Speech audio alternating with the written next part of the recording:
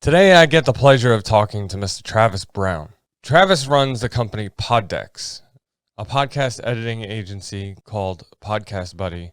He's spoken at podcast conventions. He teaches various courses on interview secrets and ways to monetize your podcast. Plus, he's just an all-around nice guy, and he's always looking to help people. He's always trying to help build up fellow podcasters.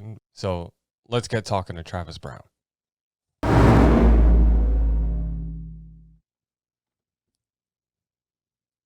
So today I'm joined by Mr. Travis Brown from Poddex, the genius behind Poddex. Travis, how are you doing today? I am having the best day ever. I'm sure you are. Okay, so for my audience's perspective, this episode is being recorded on International Podcast Day, which just so happens to be the launch of the Poddex app. Okay, that is correct. Is so amazing because the Poddex app is such a great tool for any podcaster, really any person. I mean, you don't have to specifically be a podcaster to use the app, but the app is so integral, I want to say, to a podcast because I use it in some of my episodes, and the questions that are on the cards are really great. And like you have conversation starters, you have an interview deck, you have a would you rather, what the heck. There are different themed decks, and it's so innovative, I think, because a lot of new podcasters that I talk to, they complain about, like, I don't know what to talk to my guest about. I don't know what to plan my episode about. So, how did you come up with the idea for the Poddex? So the Poddex, overall, the company was an absolute accident. So I'm a podcast editor, an audio editor by trade, and I work with all kinds of different authors and coaches, and I produce their podcasts. And I started to get a lot of people who would come in to have a consultation call, and it just wouldn't either be a good fit or they couldn't afford the service. And so I thought to myself, I still really want to help these people. I still want them to start a podcast and be able to do it on their own. So I distilled everything I learned about podcasting over a 5-year period, and I distilled it down to this course called Shortcut to Podcasting. And if you've ever launched a course, don't build an entire course that no one asked you to build, or else you might not sell any. So I built an entire course that I thought would be really valuable, and I sent it out to the world, and nobody really bought it. And as part of that, I had also, on the side, created a deck of cards with unique questions that I thought would help people have better interviews when they're starting out. We don't all have a broadcast background. We're not all extroverts. Like, you need to start somewhere. So I was like, I'll send them this deck of cards as a gift for buying my premium course. So I was promoting the course and showing the cards, and promoting the course and showing the cards, and people kept asking me, what are those cards? What are those cards? I need those cards. And I was like, maybe there's something to this. So I decided to name it Poddex. I couldn't think of a better name than Poddex. And I made a quick little logo, and I created the artwork for the decks, and I pressed 10 decks. Okay. I'm a big fan of now minimal viable products, which is like testing a product before you go out and press 10,000 of something, right? You don't want to do something that you don't know if someone wants. So I pressed 10 decks. I made a little ad just on my desk. I just showed some of the cards, and I put it on Instagram, and I sold out in 5 minutes. And I was like, that must have been a fluke, right? I got lucky. So then I was like, okay, I'll press 100, right? Ooh, it's getting wild. Pressed 100, ran the same ad, sold out in a day. And I was like, okay, there's something here. People are interested in this. And the thing about it that I think makes it work is that you get into podcasting, you buy a microphone, and then you buy headphones, and then you buy like an interface, and then you're kind of done being able to buy stuff. There's really nothing, there's no accessories for podcasters. So I think in that capacity, it's really fun to have like something physical in your hands, and it's fun, and you can use it in a bunch of different ways. So it all stemmed from me simply saying, like, this is not working and this is working, and let's lean into what's working. And the funny thing is, if you're an entrepreneur or a podcaster, sometimes the thing you set out to do that you think people want isn't actually what they want. You have to take feedback like, let's say you're a vodcaster and you do a vodcast about video gaming, and then you do a vodcast about lifestyle, and nobody cares about the video gaming. They really like your lifestyle. You Yeah. had to switch. You got to Right. lean into the thing that people are giving you feedback about. And so here I am today. I launched this company a year ago with 3 decks, an episode deck, which is episode ideas starters. So if you don't have a guest, or your guest cancels, or you just don't know what the podcast is about, you pull a card and spontaneously podcast, and 2 interview decks. So decks with unique conversation starting questions. And here I am today on International Podcast Day with 5 decks, thousands of customers, and we just launched the mobile app. So now we're a global tech company. So I've gone from deck company to tech company in just about a year, which is just crazy to me. I Wow. was thinking about it today. I was drinking my coffee and I was thinking, like, I don't know anybody else who has an app. Like, I No. might be the only person I know who has an app. Yeah. And I was just really proud in that moment. I'm not trying to brag or anything, but I was like, we worked really hard on this, and I'm so proud of it. It is something to be very proud of because, not many people build an app, and I wouldn't recommend it. right. I mean, from what you were telling me, there's a lot of stress that goes on behind the scenes as far as getting it published. It's such a great tool for podcasters and vodcasters because, like I was saying, it offers you unique interview questions for your guests. Like I run another show and I can't count maybe on one hand, that as many times as we didn't have an episode idea, So I'm like, Yeah. hey, let's go to the Poddex deck, let's go, because there's a deck for that, the episode ideas. So it's such a great tool, to use as a vodcaster, and something really great to integrate into your show. I've had a lot of Twitch streamers reach out to me and say that they like the pod decks because when they're gaming, they can pull a card and ask the people that are watching a question, and then they get all this like dialogue going. And so a way that I never thought they'd be used, right? I had a guy message me the other day and said, hey, I was on a date the other night, and it was my first date with her. I brought pod decks, and we talked all night long, and we have a second date. And I was like, dude, pod there's no decks, awkward like, silences. yeah, and then, hey, who knows? Maybe if they get married and have a baby, pod decks will have created a life. So, I mean, I sit with my wife all the time and ask her questions, and I learn stuff. I've been married to her for 12 years, and I learn new stuff about her every day by asking questions that I just haven't asked. So I think there are a lot of different ways you can use them. And specifically, like, I used to go live every day on Instagram and just interview a random person. I'd say, come on, anybody can come on live and I'll interview you. And I just simply pulled questions. I made a bunch of new friends. I got a bunch of new followers. People would come back to see who I was interviewing next. So that's just one way to use them. Yeah. You can use them on your vodcast. You can use them on your podcast. You can use them on your Twitch stream. You could just take a picture of a card and post it on social media and watch the comments roll in. Absolutely. So just to give everybody a little sense of what you're about. Okay. So not only have you created this Poddex deck company, you also have a podcast called Podcast Therapy. You offer multiple courses, including your interview secrets course and a how to monetize your podcast mini course.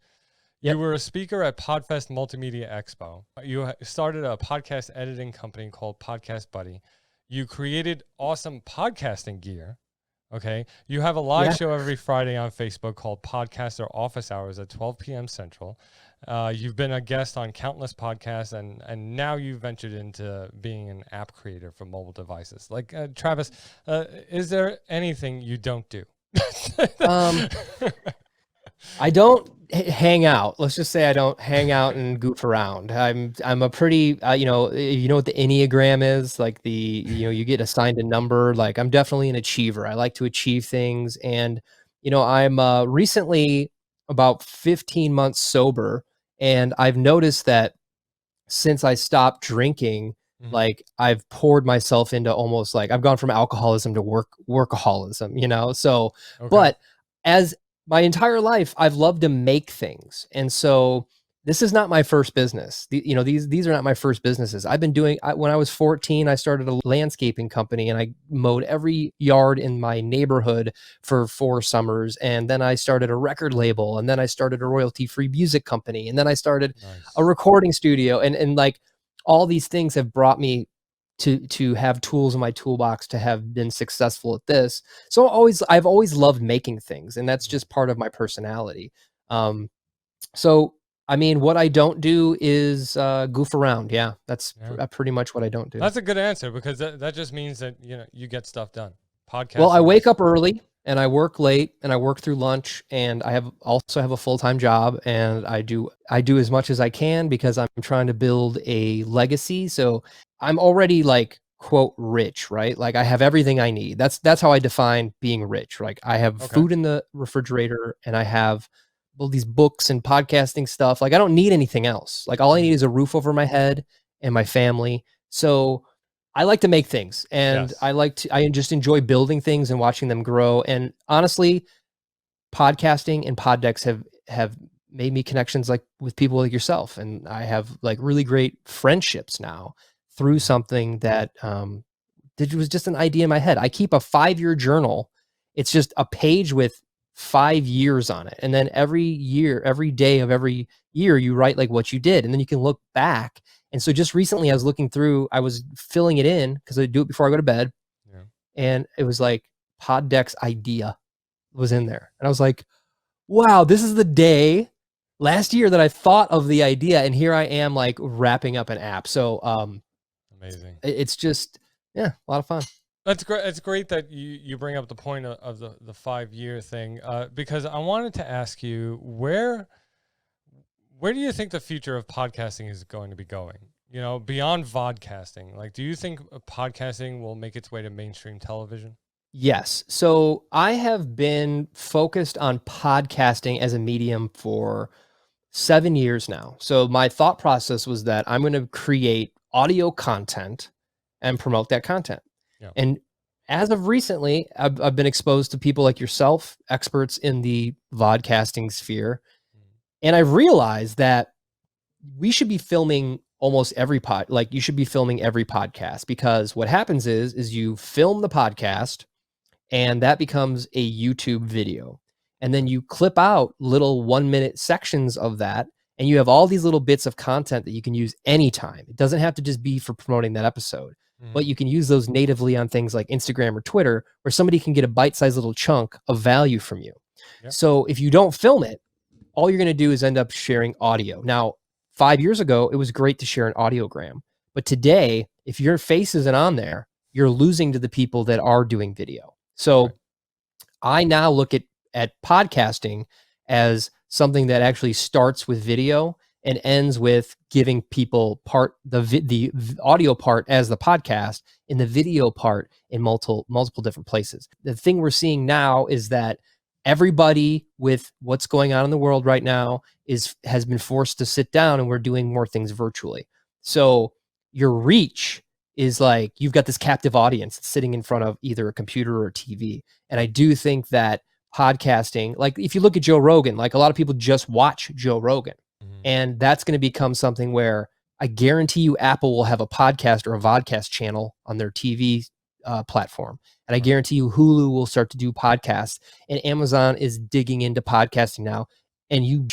But your Prime membership will come with a podcast channel where you can watch podcasters. So, I took your course and I loved it, and it really got me armed to, like, before I was exposed to you, I wasn't doing live streaming at all. I would go live on Instagram, which I don't really consider live streaming. And now I'm set up to like do full blown like production live streams that I know for a fact have like made a big impact on my reach. So yes, the answer to your question, 100%, we will watch podcasts on TV in the next, I would say, probably 1 to 3 years. Because I think that's what every podcaster's dream is to, because when you start a podcast, you want it to be on every single platform there is. And it doesn't matter which medium it is, I think, because when I first started the show, like I wanted to be here. I wanted to be everywhere, Yep. And I think given the chance, any podcaster is going to want to be on television. And I think that would be the eventual next step. Well, I can't wait until this episode is a clip for you that shows that you predicted that podcasts will be on TV, because I believe that's going to be the case. I believe that It we'll is. look back and go, wow, we did that podcast in 2020 and it's 2022 and look at this. Because every celebrity started a podcast during quarantine and Sure. every musician had to. And the next inevitable step is that a face goes with that because, I'm consuming less podcasts because I'm not commuting, right? I'm consuming less podcasts because I don't have as much free time or downtime as I used to. So, Mhm. but I still consume a lot of YouTube and all those Yeah. things. So I think you're onto something for sure. So now when you sit down to plan out your episodes, do you plan specifically for a vodcast for your YouTube channel or do you plan for the podcast? Because like you said, you can take the audio from a video and just make that a podcast. But Yes. sometimes there are some visual cues on the video that doesn't really get translated too well to podcast. Is there something specific that maybe you might stay away from or? Yeah, I mean, what I'm doing with mine is really I'm filming my podcast and turning that into a video, making the short clips, and then processing the audio and making it a podcast. So I do tend to stay away from anything that would like require you to see it. The podcast is really kind of like you're interacting with me. We're sitting together talking. If I'm going to do something that requires visual stuff, I'll do a live stream because that is not something I'll probably repurpose into audio unless it's really the topic or the value can be really perceived from only listening. So I've sort of segmented myself off to like, okay, is this like an educational sort of podcast Mm. or is this a more visual interactive scenario? And that's how I'll divide and conquer what format does this really need to be in? And I'm a big proponent of whatever platform you're using, you have to use it natively to that platform. So Facebook does not like when you share a YouTube video on your feed. They like when No. you upload your video to Facebook video. So I'm very cognizant of making sure that everything goes natively to the places that I'm doing that. Now, Right. I started out exclusively on Instagram. I don't really like Twitter. I don't really like Facebook, but now I'm doing all those things. And when I started out, I didn't want to overwhelm myself because it's really easy to go like, oh God, I've got to be on all these platforms. And then you have a full-time job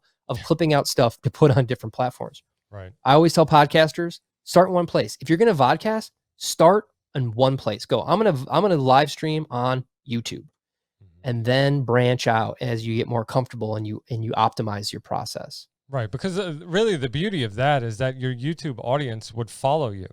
If you decided, hey, I'm going to make a channel specifically for gaming, if I like gaming, and I'm going to start a stream on Twitch, you can take that YouTube audience and bring it over to Twitch, and say, Yes. hey, I'm going to play some games over here, and you can categorize it a little bit better. But to touch a little bit on what you said about Facebook doesn't like certain things, Facebook, I found out, actually doesn't like you to use third-party software to stream also. Yep. Like StreamYard or vMix. Yep. They want you to go live natively within their platform. So, Yep. but I mean, they still allow it, but it's just like your video wouldn't show up as high or on as many people's feeds. Correct. As it normally Unless you would. pay. Yeah.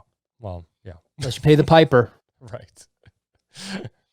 I think that like starting in one place, not trying to be everything for everyone, and your audience is going to tell you like, hey, are you going to do Twitch? I really like Twitch. And then you can say like, okay, do I need to be on Twitch too? Or do I need to be on one of these other platforms? Let people tell you where they want to see you and then go there. Don't overwhelm yourself with being everywhere immediately because you will burn out. You will go, I don't like this. This isn't fun. And, I tell my kids every day before they go to school, learn lots, be good, do your best, but have fun. And podcasting or vodcasting or whatever we're doing, it's supposed to be fun. I mean, if you didn't start this because you thought it was going to be like a lot of work, you're like, I've got a story to tell. It's kind of like writing a book. Everyone's like, I think I got a book in me, right? I think I got a podcast in me. And it's pretty easy to start. But then once you get into it and you're like, oh, all these gurus are telling me I got to be everywhere. Well, don't believe the gurus. Go where you like to be and then let your audience tell you where they want you to be and then go there. Right. I know a lot of shows that started off streaming everywhere to every platform all at once.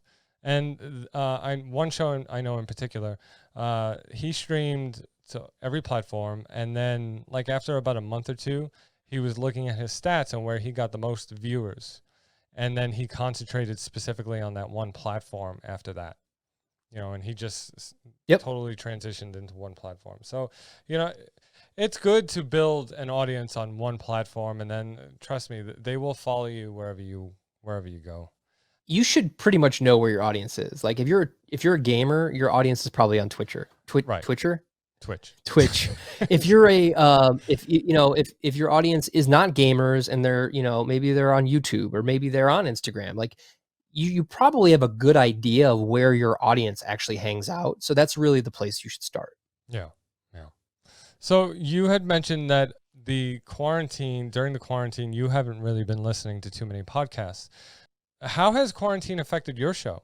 So my personal show is called Podcast Therapy, and it's very meta because it's a podcast for podcasters.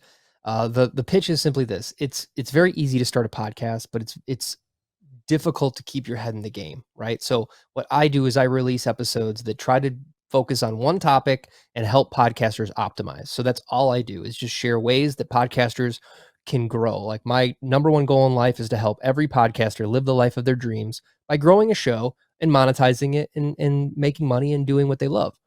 So what I've done with quarantine is I've just basically said, and this is not always the way to do this, but I basically said, like, what's the average that I'm able to listen to a podcast? It's like 10 to 15 minutes. And then I'm on to something else, or there's dishes to do, or there's something. So I've just focused on making like what I'm calling like bite-sized podcasts where somebody can like get a story and a value bomb, and then they can be on their way. And, I've seen it be generally successful. I have had some longer form interviews, which are great.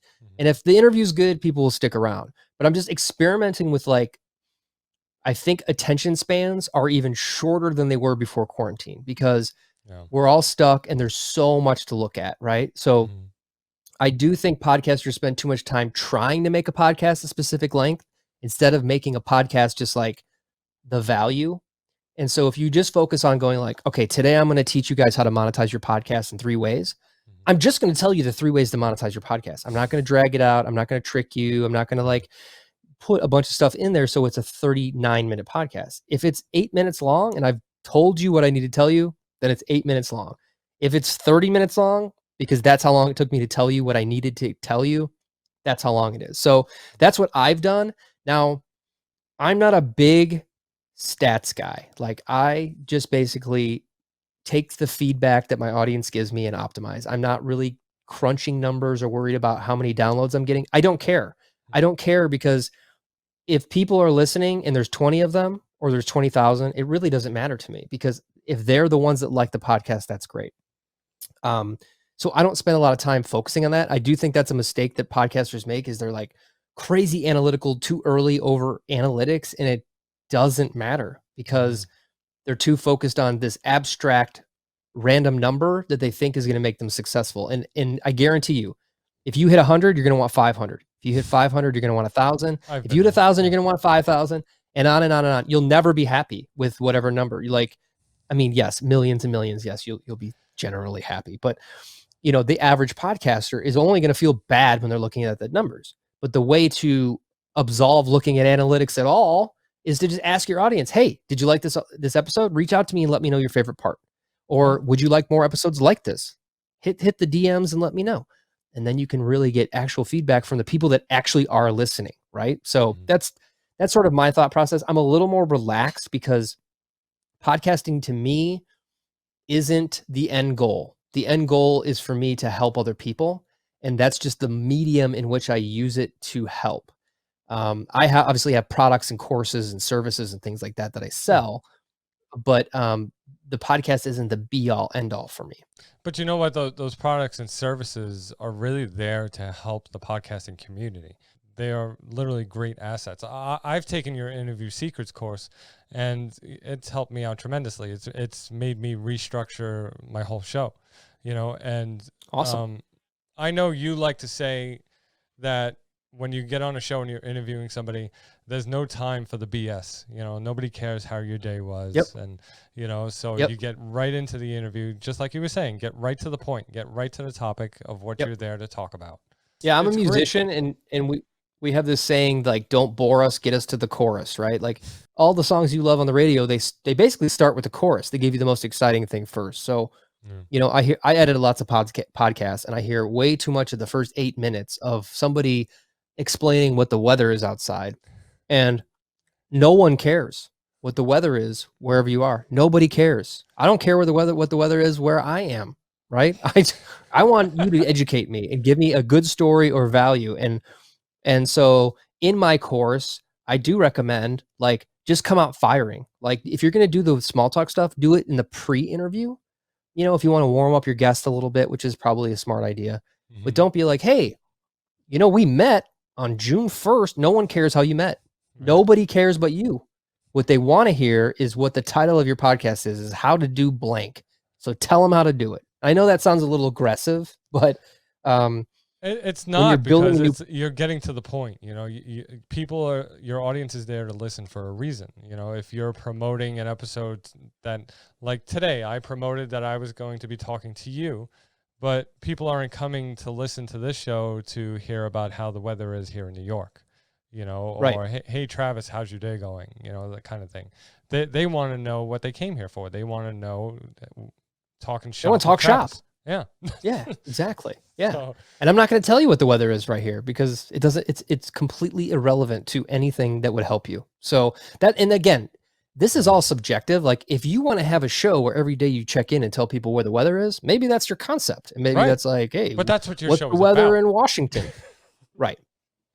Right. So, and you know, the beauty of podcasting and vodcasting and all this stuff is that there really aren't any rules. I heard of a guy who did a podcast called The Morning Hike, where he just like turned on an audio recorder and recorded his hike. And it's just like footsteps, like that's his whole Like podcast. ASMR. And yeah, I mean, it's basically like you go on this hike with him, and it became wildly popular. So try things and figure them out. I mean, like just because I say it doesn't mean that it's true. Like if some guy pitched me like I'm going to record my hikes, I probably would have said, I don't know, man. Like, is that the best use of a podcast? But he's got a top rated show and it works. So I say swing for the fences. You can literally make I'm going to do a podcast called Listen to Me Eat a Sandwich. Oh, I will not be listening to that one. So, okay. So if you could have any guest on your show, anybody, who would it be? I'd probably right now I'm super into this guy named Jay Shetty. He's a guy who he lived as a monk for 3 years, and he recently released a book, and the book is How to Live Like a Monk, and I'm reading it and listening to it on Audible at the same time. Like I'll read a chapter, then I'll listen to it and I'll read it. And I'm just really interested in, because I am so busy, that I'm really interested in sort of creating space in my life and peace in my life. So he's just so interesting that I think that's the first person that comes to mind. If I had a second answer, I'd probably want to get someone like Elon Musk. You know, that's probably is kind of a silly answer, but I just, you know, that guy's just on some other level. So that could be really fun. Or even like Tina Fey from 30 Rock and Saturday Night Live. I think she's an incredible comedian and writer, and I think that would be a really fun person to interview. So I kind of answered your question 3 times. I'm sorry about that, Oh, but it's fine. it's hard to pick just one person. Yeah, I get that, because there's different kind of genres, the comedians, serious. How about you? political Who would you people. pick? Oh, I don't know. The tables have turned, my friend. I am a big proponent of not meeting famous people, because unless you've got something good to say or share, it never goes well. Like I've never met celebrity that I left that interaction going like, that went really good. Like it's always just kind of like, I'm your biggest fan. Oh, you know, you turn into like this jello person who can't seem to formulate a sentence. And I'm sort of like, if I had the opportunity to meet my heroes, I would actually tell you like no, because I want them to remain my heroes. I've had a lot of people that I admired that I met that I actually like kind of felt like I didn't like as much after I met them. So, Okay. yeah. I think I'd like Bruce. I did meet Joe Rogan. You'd have Bruce Lee. Yeah, Bruce Lee. Joe Rogan must have been cool though, right? It was cool. At the time I was really high and I was in line to meet him. And then I realized in my state of marijuana that I'm like, what am I even going to say to Joe Rogan? Like, I realized in line, like, what the hell am I going to say? And so I just decided I really wasn't going to say anything. I was going to have him say hi to my wife. I turned on my audio recorder on my phone and I just shook his hand and I said, "Powerful Joe Rogan." And he was like, "Powerful. What's your name?" I'm like, "Travis Brown." He's like the fighter? And I was like, "Yeah." And I go, "Say hi to my wife, Samantha." And he goes, "Samantha, get it together, bitch." And then I took a picture with him and I walked away. And it's the best. It was probably the best interaction with a celebrity I've had just because I got to take something away from it, like, Right. and I got to give that to my wife, and said like, Joe Rogan says hi. But I mean, that dude is on another level too. Like, yeah. All right, Travis. So this is the end of the show. So I wanted to ask you, what advice would you give to new vodcasters? What is your last piece of advice? I would say that if you're getting into vodcasting, it's going to be a situation where you need to do the reps, right? So when I first got into this, I'm not a big fan of the way I look, and it took me a while to get comfortable. Like, I've been comfortable with audio my whole life, but then when I'm doing it with a camera, it took a while for me to get used to it. So I would say, like, give yourself a chance to like practice, right? Whether that be going live and then not having it like replay, or just recording it on your computer, and get used to looking at the camera, get used to, your environment, and build up that muscle. So when it's time for you to like really put yourself out there, that you feel a little more comfortable. Now, you may be an extrovert and you may feel like, I look beautiful, I look handsome, I like the way I look, and that might not be an issue for you. But I would say most people, I think the thing that's going to keep a podcaster from going to vodcaster is the video element. Is, how do I look? How does my room look? How does my camera look? And if you start to practice that stuff on a regular basis, it becomes second nature, just like it becomes talking into a microphone. So I would say that's probably the thing that I would think you could be the most successful with starting podcasting. I also wouldn't get crazy worried about gear. I would start with like a webcam and whatever your microphone is. And I wouldn't go out and buy an 810 mini switcher and 5 cameras. And I would just say, like, start with the one camera shoot, and get used to looking at the lens, and really bring the value, like, think about, this is, we talked about all the things I make, right? Well, I make the hat I want to wear. I make the shirt I want to wear. I make the app I want to use. I make the podcast I want to listen to. So make the video, make the vodcast that you would watch, and then it will inevitably be magnetic and people will want to watch it. Well said. Very, very well said. I totally agree with everything you just said. Great job. Awesome. Travis. I'm glad we're not arguing about it. Like the debates last night. No. Yeah, I know. Okay, so if you're watching this podcast right now, this hat I'm wearing is from Poddex, and this shirt that says subscribe, rate, and review is from Poddex also. So head on over to poddex.com and get your gear right now. And don't forget to check out the Poddex app. You get a free 7-day trial on it, and it opens everything in the app. That includes the courses, the decks, the royalty-free music library, the member discounts and bonuses, and the toolbox. So go check it out and see if it's right for you, and see if it's something that you could use in your show. And you can do it without any obligation, and have that tool in your pocket at all times. Why don't you tell them what you're giving away in the app? Oh, I'm giving away every month. We're giving away something cool for podcasters to use to take their show to the next level. And the first month, which is right now, October, we're giving away a Rodecaster Pro mixing console. So it's one of my favorite tools. Yes. I use it just by myself, even though it's got 4 inputs, and I love it so much that I'm like, somebody else should have one too. So we're giving away a Rodecaster Pro, and all you have to do is be subscribed to the app at the time we do the drawing, which we're actually going to be doing live, okay, on a vodcast. So, awesome. But you can literally win a Rodecaster Pro by simply being a member of the app. Awesome, man. All right, Travis. Well, thank you very much for coming on. Everything that you are involved with, all the links will be in the show notes. So expect some visitors. So, Great. Thank you. Hey, thank you for having me. I'm a big fan of what you do, and I love talking shop. So this was a really fun and easy thing for me to do. great. Thank you very much, Travis, for showing. See you next time.